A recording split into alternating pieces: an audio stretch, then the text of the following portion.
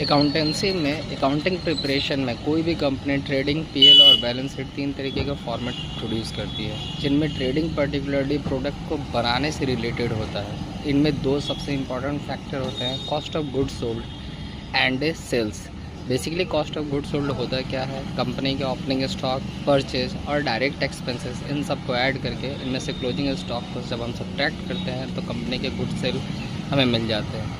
और अगर कंपनी को अपने ग्रॉस प्रॉफिट को जानना है तो उनके नेट सेल में से कॉस्ट ऑफ गुड्स सोल्ड को जब हम सब्ट्रैक्ट करेंगे तो कंपनी अपने ग्रॉस प्रॉफिट को जान सकती है। कंपनी के जब भी ट्रेडिंग अकाउंट की बात करते हैं तो 2 साइड में सारे एक्सपेंसेस और बाई साइड में सारे के सारे इनकम दिखाए जाते हैं। कंपनी को अगर ग्रॉस प्रॉफिट होता है तो ये ट्रेडिंग अकाउंट में 2 साइड, और अगर लॉस होता है तो ये बाई साइड ट्रेडिंग अकाउंट में दिखाया जाता है।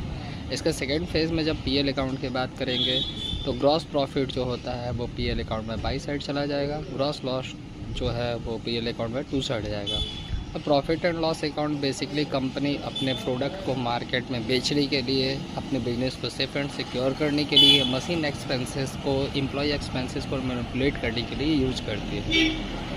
इसमें कंपनी के सारे ऑफिशियल एक्सपेंसेस इंक्लूड होते हैं, जैसे कि आप ऑफिस रेंट बोल दो, कंपनी स्टाफ्स की सैलरी बोल दो, मैनेजमेंट की सैलरी, ये सारी चीज़ें होती हैं। इनमें 2 साइड में कंपनी नेट प्रॉफिट शो करती है और बाई साइड में कंपनी नेट लॉस शो करती है, और यही net profit net loss finally हमारे बैलेंस शीट में ट्रांसफ़र होता है, जहाँ से कंपनी को ईयरली अपने फाइनेंशियल स्टेटमेंट के बारे में जानकारी मिलती है। Thank you.